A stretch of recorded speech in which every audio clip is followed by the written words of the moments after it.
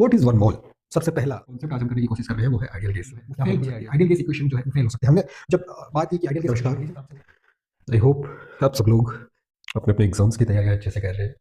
Engineering services GATE, ISRO, BRC, DRDO और जो भी एग्जाम्स हैं आपके अच्छे से तैयारी चल रही है और अंतिम दिनों में अंतिम तरीके से आप उम्दा तैयारी कर रहे हैं। थर्मोडाइनमिक्स का एक कॉन्सेप्ट आज हम करने की कोशिश कर रहे हैं वो है आइडियल गैस। क्या होती है आइडियल गैस और किस तरीके से आइडियल गैस को हम एक assumption की तरह मान सकते हैं। It is not a real gas. ऐसा कोई भी केस नहीं है जो इसके प्रॉपर्टीज को फॉलो करे, बट कब कब हम इस गैस को आइडियल गैस की तरह मान सकते हैं किसी भी गैस को, उसके बारे में पता करेंगे। उससे पहले आज एक कॉन्सेप्ट पढ़ते हैं। कॉन्सेप्ट है मोल का, क्योंकि ये बहुत काम आने वाला है आइडियल गैस का कॉन्सेप्ट पढ़ते वक्त। What is one mole? सबसे पहला, और मुझे बचपन से ये डाउट रहा है कि व्हाट इज वन मोल। तो वन मोल एक्चुअल में किसी भी गैस का एटम्स होते हैं और मोलिक्यूल्स होते हैं।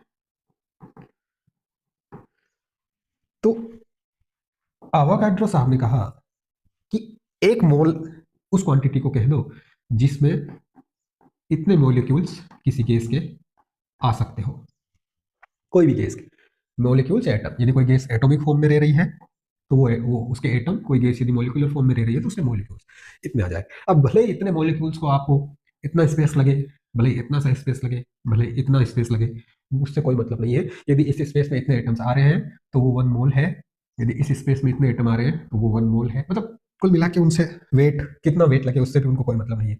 यदि 1 ग्राम में आ रहे हैं तो भी वन वन मोल है, यदि 2 ग्राम में आ रहे हैं तो वन मोल है। उनका मेन फोकस है कि इतने एटम्स या इतने मोलिक्यूल्स उसमें आने चाहिए, इतने एटम्स और इतने मोलिक्यूल्स उस गैस के आने चाहिए। सी, सबसे पहले हम स्टैंडर्ड डेफिनेशन देखेंगे, क्योंकि इंटरव्यू पर्पस में सबसे पहले स्टैंडर्ड डेफिनेशन काम आती है। A mole is a standard unit of amount of substance. Thermodynamics और केमिस्ट्री में यूज होता है, right. It is like counting. यदि हम पढ़ते हैं कि एक डजन में 12 आइटम होते हैं, उसी तरीके से एक मोल में 6.022 टेंस टू पावर 23 एटम्स और मोलिक्यूल्स होते हैं, राइट। इतने एटम और मोलिक्यूल आते हैं और इस नंबर को एवोगाड्रो नंबर कहते हैं, क्योंकि ये नंबर किसने दिए थे? किसने दिए थे? ये नंबर दिया था आवागाड्रो साहब। ये तो बात हुई इंटरव्यू तक की कि हम इंटरव्यू में क्या बताएंगे, लेकिन रियल में वन मोल क्या है आज हम समझते हैं। सी, किसी भी एटम की जब मास देने की बात हुई कि कोई भी गैस, तो साइंटिस्ट ने कहा कि एक ऐसी यूनिट बनाई जाए जो एटम्स के वेट को क्या कर सके, मेजर कर सके। ग्राम मिलीग्राम ये काम आने वाले नहीं है, क्योंकि milligram is very large scale. ये है 1/1000 ग्राम और ये बहुत बड़ी है एक एटम के लिए, राइट राइट। तो उन्होंने कहा कि एक ऐसी यूनिट बनाते हैं जिसको हम AMU कहेंगे। पीरियोडिक टेबल में सभी एलिमेंट्स के नीचे उनकी AMU लिखी हुई है, राइट। किसी की 15 है, किसी N की 14 है, कार्बन की 12.011 है, बोरोन की 10.811 है। ये AMU में है। AMU का मतलब है कि एक एटम का कितना वेट है इन AMU, राइट। ये बात समझ में आई? ये बात समझ में आई? साइंटिस्ट ने एक कार्बन का आइसोटोप लिया C12, उसका एक मोल लिया जिसमें था कितना ग्राम, 12 ग्राम। कार्बन 12 के 6.022 टेंस टू पावर 23 एटम्स लिए और उनका वेट मेजर किया तो 12 ग्राम आया। इसको एक स्टैंडर्ड माना गया, उसका वेट मेजर किया। फिर इसके एक एटम का, इतने एटम का वेट ये है तो एक एटम का वेट मेजर किया गया। दिस इज कार्बन 12 का एक एटम का वेट, राइट। एक एटम का 1/12। कार्बन 12 के एक एटम में 6 प्रोटॉन 6 न्यूट्रॉन है, टोटल 12। तो एक प्रोटॉन या एक न्यूट्रॉन का वेट, उनका ये आइडिया था, उसको उसने एक AMU दे दिया। तो उन्होंने क्या किया, उन्होंने कहा कि कार्बन 12 के एक एटम के वेट का 1/12वां भाग,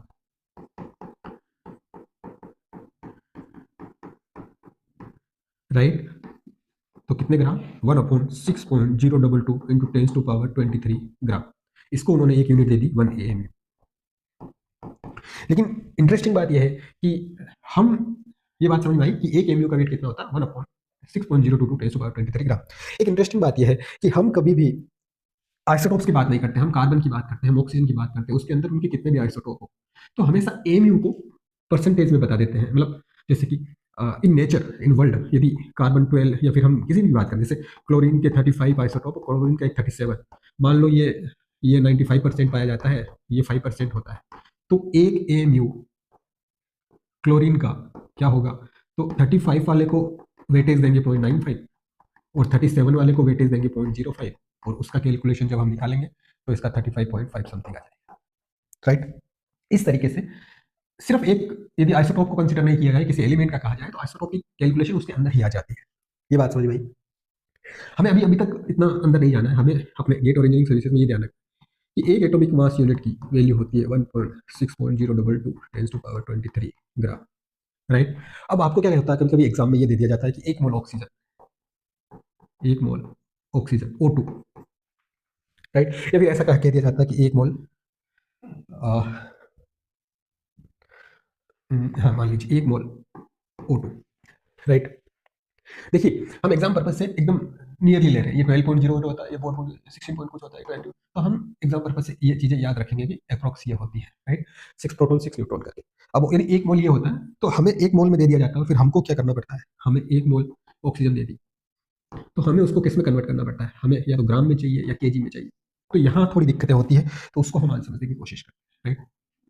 जब भी कहा जाए कि क्या है 1 ग्राम 2 ग्राम 3 ग्राम मोल, या 1 मोल 2 मोल 3 मोल, तो हमें सीधा याद रख लेना है कि उसके 6.022 इंटू 10 टू पावर 23 एटम्स है, राइट? और फिर यहाँ से हमें ये पता कर लेना है कि उस एटम, एक एटम का कितना वेट है, तो 1 atom of oxygen is equal to 16 AMU, या फिर हम कहें कि 16 by 6.022 into 10 to power 23 AMU, नहीं ग्राम।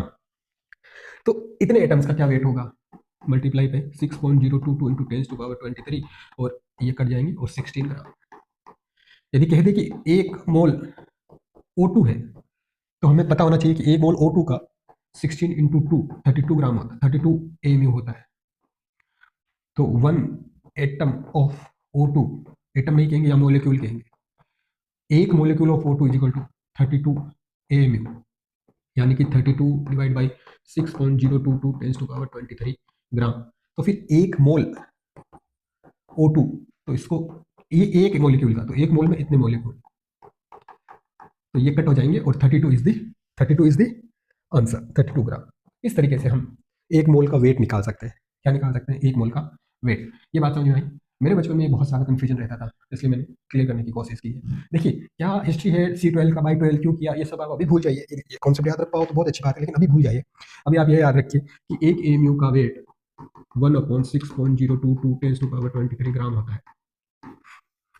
एक एटम ऑफ एक्स, कोई भी गैस, ठीक, हाइड्रोजन, हीलियम, लिथियम, कोई भी, उसका एक एटम का कितना एमयू होता है, इन एमयू, यू जस्ट रिमेंबर, और पीरियोडिक टेबल में दे रखा होगा या उनका दे रखा होगा, तो वो होता है।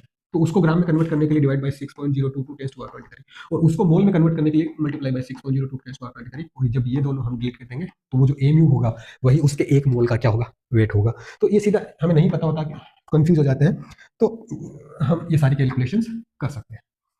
ये बात समझ में आई? ये एक मोल का छोटा सा कॉन्सेप्ट था, और हमने मोल और आइसोटोप्स के बारे में पढ़ा। अब हम आते हैं आइडियल गैस के बारे में।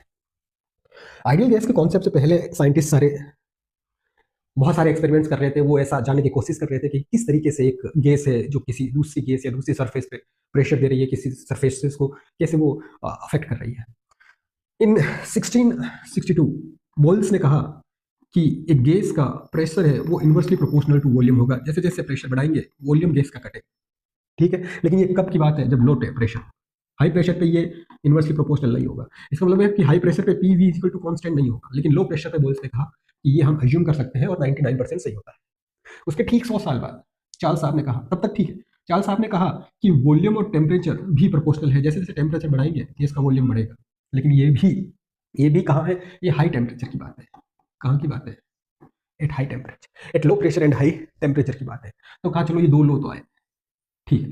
फिर उसी के लगभग 20-25 साल बाद अवागाड्रो ने कहा कि किसी भी एक मोल में, एक वॉल्यूम में मोल की संख्या फिक्स होती है, डायरेक्टली प्रोपोर्शनल होती है, और 6.022 वाले नंबर दे के चले, ठीक है। तो इन सबको मिलाकर हमें एक लॉ पता चला कि जो v जो है वो डायरेक्टली प्रोपोर्शनल होता है n के फ्रॉम अवागाड्रो, डायरेक्टली प्रोपोर्शनल होता है t के फ्रॉम चार्ल्स, और इनवर्सली प्रोपोर्शनल होता है बोल्स लॉ के अकॉर्डिंग p के। और हमने कौन कौन से अजम्पशंस लिए? एक तो molecules have negligible volume, no intermolecule forces, ये दो बहुत इंपॉर्टेंट अजम्पशंस है for ideal gas. Perfect elastic collision होना चाहिए, लार्ज नंबर ऑफ मॉलिक्यूल होने चाहिए, इस वॉइड नहीं होना चाहिए, बहुत ज्यादा वॉल्यूम में बीच में जगह नहीं है, internal energy depends only on temperature ideal gas के लिए। ये हम जब किसी चीज को डिराइव करते हैं तो ये अजम्पशन काम आता है। तो ये सारे अजम्पशंस है, ये ध्यान रखना, अजम्पशंस बहुत जरूरी है। एक आइडियल गैस को एक रियल गैस में कन्वर्ट करने के लिए कोई एक दो अजम्पशंस यदि चले जाए तो रियल गैस की तरफ बिहेव करेगा। ये बात समझ में आई? हमें अभी तक क्या पता चला, इसको हम अरेंज करें तो हमें अभी तक ये पता चला कि P V upon N T एक कांस्टेंट के बराबर है, इन सब के लॉज लगाए तो ये बात हमें अब तक क्या कर गई, पता चल गई। लेकिन ये कांस्टेंट क्या है ये आज तक नहीं पता चला। जब और एक्सपेरिमेंट्स किए गए तो ये पता चला कि ये हमेशा एक अच्छा सा कांस्टेंट आता है, हमेशा ये क्या आता है, एक P V upon N T. जब अलग अलग गैसों के लिए अलग अलग गैस अलग अलग एनवायरमेंट में जब किए गए तो पता चला कि सबके लिए एक ही वैल्यू आ रही है, जूल पर मोल केल्विन। जब एक्सपेरिमेंट्स किए गए तो ये पता चला कि सबके लिए यही वैल्यूज आ रही है, राइट। अभी सब गैस के लिए यही वैल्यू आ रही है, तो कहा कि ये वैल्यू एक गैस के लिए आ रही है, कितने, एक मोल के लिए आ रही है, तो एक एटम के लिए कितनी होगी, एक एटम के लिए तो इतने एटम से उसे डिवाइड कर दो, तो उसको उसको क्या कह दिया, बोल्ट्जमान कांस्टेंट कह दिया है। तो सीधा सीधा कह दिया कि आर की वैल्यू जो है वो बोल्ट्जमान कांस्टेंट और उससे मल्टीप्लाई बाई अवोगाड्रो नंबर के बराबर होगी, राइट। तो this is universal gas constant, this is universal gas constant, right. Boltzmann के कांस्टेंट जब इसको हम सॉल्व करेंगे तो ये आ जाएगा, राइट। तो ये 90s में ये प्रूव कर दिया गया कि बोल्ट्जमान कांस्टेंट और यदि एन को मल्टीप्लाई करें तो आर की वैल्यू आ जाएगी, राइट। तो इस तरीके से हमें पता चला, कि P V upon N T एक यूनिवर्सल गैस कांस्टेंट के बराबर होता है, जिसको हमने आर कह दिया। ये बात समझ में आई? ये बात समझ में आई। अब क्या हुआ, कि जब हमने कहा कि P V is equal to N R T, right, तो हमने कहा कि एन क्या है, एन है नंबर ऑफ मोल, ठीक है। तो क्या मैं ये कह सकता हूं, सी मेरी बात सुनिए, यदि मैं कहूं कि एक मोल का मास m है, एक मोल का मास जो हमने अभी कैलकुलेट किया है कि एक मोल का कितना ग्राम मास होगा, m है, ठीक है। और आपको एक गैस दे दी है, मान लो वन गैस ऑफ 32 ग्राम, एक 32 ग्राम की O2 है। तो अब इसमें नंबर ऑफ मोल कितने आपको पता चलेगा, क्या चलेगा, इसे डिवाइड कर दीजिए तो क्या हो जाएगा, mass divide by molecular mass is equal to number of mole. ये बात समझ में आई? टोटल मास मैंने कहा 32 ग्राम, मोलर मास, एक मोल का मास, तो मैंने कहा एक मोल का मास मैंने कहा m, तो फिर कितने नंबर ऑफ मोल है इसमें, तो हमने कहा 32 डिवाइड बाई एक, टोटल डिवाइड बाई 32, तो कितने आ जाएंगे, इतने आ जाएंगे। या फिर सिंपल में कहूँ कि नंबर ऑफ मोल इंटू एक मोल का mass is equal to total mass, right. तो यदि मैं यहाँ पे ये रखूँ P V is equal to small m upon capital M R T, ये यूनिवर्सल गैस कांस्टेंट और इस m r बाई m, ये तो सभी गैस के लिए सेम है, लेकिन ये सब गैसों के लिए अलग अलग है मोलर मास, तो इसको एक और नया कांस्टेंट दिया, उसको कहते हैं कैरेक्टरिस्टिक गैस कांस्टेंट। तो इससे एक और नई यूनिट बनी, इससे एक और नई इक्वेशन बनी, P V is equal to M R bar T. इस बार आर बार कांस्टेंट नहीं है, इस बार आर बार हर गैस के लिए अलग अलग है। ये बात समझ में आई? मेरी बात सुनिए, आर सबके लिए सेम है 8.314, लेकिन एम ऑक्सीजन के लिए अलग है, ठीक है, हाइड्रोजन के लिए अलग है। तो जब किसी उस गैस के उस एम से डिवाइड करेंगे तो उसके लिए एक स्पेसिफिक कैरेक्टरिस्टिक गैस कांस्टेंट आ जाएगा, वो यूनिवर्सल गैस था, ये कैरेक्टरिस्टिक मतलब एक पर्टिकुलर गैस का कांस्टेंट आता है। इस तरीके से आइडियल गैस की इक्वेशंस हमने बताई। ऊपर वाले पे भी ध्यान मत दीजिएगा, आइडियल गैस की इक्वेशंस हमने कहा पीवीजी और NRT, PV is equal to NRT, इसमें ये नंबर ऑफ मोल है, यूनिवर्सल गैस कांस्टेंट है, ये केल्विन में है, ये वॉल्यूम है, ये पी है। इधर देखो n को m अपॉन m पुट किया, यदि देखो तो m अपॉन m पुट किया तो p v is equal to m r bar t आ गया, r बार अपॉन t आ गया, राइट। अब देखो यदि मैं इसको नीचे भेज दूं तो वॉल्यूम पर केजी आर टी, राइट, या फिर मैं इसको नीचे भेज दूं p is equal to m by V R T, तो ये आ जाएगा m by V is rho R T. तो इस तरीके से बहुत ज्यादा तरीके की इक्वेशंस, डिफरेंट फॉर्म की इक्वेशंस हम बना सकते हैं, राइट। ये सारी आइडियल गैस की इक्वेशन है। लास्ट इक्वेशन पे ध्यान दीजिएगा, लास्ट इक्वेशन क्या कह रही है, लास्ट इक्वेशन कह रही है कि P V is equal to N K T, ये एन नहीं है, P V is equal to N K T, कभी कभी ऑप्शनल में आ जाएगा कि ये भी एक आइडियल गैस इक्वेशन है। जी हाँ, ये आइडियल गैस इक्वेशन कैसे है ये अभी पता करते हैं। ये आइडियल गैस इक्वेशन ऐसे है कि P V is equal to N R T, right. R को मैंने कहा आर है K into Avogadro number, right. Mole है एन, राइट, और टी, ठीक है। अब ये एन और Avogadro number, right, number of mole और आवागाड्रो नंबर, राइट। तो इसको मैं कैपिटल एन कह सकता हूँ, एटॉमिक नंबर। क्या मैं इसको एन कह सकता हूँ? यदि इसको मैं एन कह सकता हूँ तो P V is equal to N Boltzmann constant into T. This is the equation. अब बात ये आती है कि इसको एन कैसे कह सकते हो आप। बात क्या आती है कि इसको एन कैसे कह सकते हैं, अभी पता करते हैं। ध्यान से देखिएगा, number of mole, number of mole, number of मोल, ठीक है। नंबर ऑफ मोल है एन, और एन ए क्या है 6.022 इंटू 10⁻23 एटम्स। ये कितने हैं एक मोल में, राइट। और कितने मोल है एन, तो एन इंटू एन है, क्या टोटल नंबर ऑफ एटम्स आ जाएंगे। एक मोल में इतने atom, total atom, total mole इतने, तो कितने टोटल एटम, ये एटम्स। तो नंबर ऑफ एटम्स यदि किसी गैस के दे रखे हैं तो P V is equal to number of atoms into K into T. ये एन ए नहीं है, अवोगाद्रो नंबर नहीं है, ये नंबर ऑफ एटम्स है मॉलिक्यूल से मल्टीप्लाई करके, ठीक है। इसके बाद हम देखते हैं कि किस तरीके से आइडियल गैस इक्वेशन जो है वो फेल हो सकती है। आइडियल गैस इक्वेशन जो है वो फेल हो सकती है। हमने जब बात की कि आइडियल गैस इक्वेशन ओरिजिन कहाँ से हुआ, तब कुछ कुछ साइंटिस्ट ने एक्सपेरिमेंट किए, तो कुछ अजम्पशंस लिए थे। किसी ने कहा कि लो प्रेशर होना चाहिए, चार्ल्स ने कहा कि टेम्परेचर क्या होना चाहिए, हाई, राइट। तो यही कहा गया है कि यदि हाई प्रेशर हो जाए और टेम्परेचर लो हो जाए तो बोयल्स का लो और चार्ल्स का लो फेल हो जाएगा, और ये दो लो फेल होते ही जो नींव है आइडियल गैस की वो ब्रेक डाउन हो जाएगी। क्यों क्यों हो जाएगी? क्योंकि इंटरमोलिकुलर फोर्सेज सिग्निफिकेंट हो जाएंगे। हमने क्या कहा कि इंटरमोलिकुलर फोर्सेज नेग्लिजिबल है, लेकिन जब लो हाई प्रेशर हो जाएगा तो इंटरमोलिकुलर फोर्सेज क्या हो जाएंगे, बहुत ज्यादा सिग्निफिकेंट हो जाएंगे। गैस मोलिकुलर से डेफिनेट वॉल्यूम, जब टेम्परेचर लो हो जाएगा तो गैस के मोलिक्यूल्स का खुद का एकदम से क्या हो जाएगा, वॉल्यूम डिफिनाइट हो जाएगा। ये दो अजम्पशन जब खत्म हो गए तो आइडियल गैस भी खत्म हो गया, तो रियल गैस जो है वो आइडियल गैस से डेविएट करने लगती है। तो ये भी एक क्वेश्चन आ सकता है, राइट, असर्शन रीजन में आ सकता है, या फिर मैं ये कहूँ कि एमसीक्यू गेट में भी आ सकता है कि आइडियल गैस कब फेल हो जाती है, high pressure and low temperature में। बहुत ज़्यादा इंपॉर्टेंट है, लोग कंफ्यूज हो जाते हैं। और ये भी पूछ सकते हैं कि हाई प्रेशर से कौन सा लो जो है वो गड़बड़ हो रहा है, तो हम कहेंगे बॉयल्स लो। और जब लो टेम्परेचर हो जाता है तो कौन सा लो, तो हम कहेंगे कौन सा लो, चार्ल्स लो। हमने अभी पढ़ा है, हमने अभी पढ़ा है। इसने कहा था कि लो प्रेशर, यदि हाई प्रेशर हो गया तो बॉयल्स लो चला जाएगा। इसने कहा हाई टेम्परेचर, तो इसका क्या चला जाएगा, चार्ल्स लो चला जाएगा। इस तरीके से आइडियल गैस इक्वेशन को हम ध्यान रखते हैं। और जब आइडियल गैस इक्वेशन फेल हो जाती है तो हम एक वंडरवॉल्स इक्वेशन कहते हैं, जो रियल गैस की इक्वेशन होती है। इसको हम एक अलग वीडियो में पढ़ेंगे, शॉर्ट्स वीडियो में। और आज के लिए इतना ही। आई होप आप सब लोग अच्छे से प्रिपेयर कर रहे हैं, आपकी प्रिपरेशन अच्छे से चल रही है।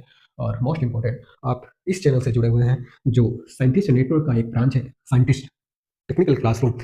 The person who is teaching you is 5 times GATE qualified, 2 times engineering success, 3 times bar, ISRO, DRDO, right? 10 plus scientist interview experiences, NPCL, ISRO, BRC, DRDO, whatever. जो भी साइंटिस्ट इंटरव्यू इस देश में है उन सब का एक्सपीरियंस है और आपको गाइड करने के लिए हमेशा रेडी है। आई होप आप सब इसको फॉलो कर रहे हैं और आप अपनी प्रिपरेशन अच्छे से कर रहे हैं। Thank you very much.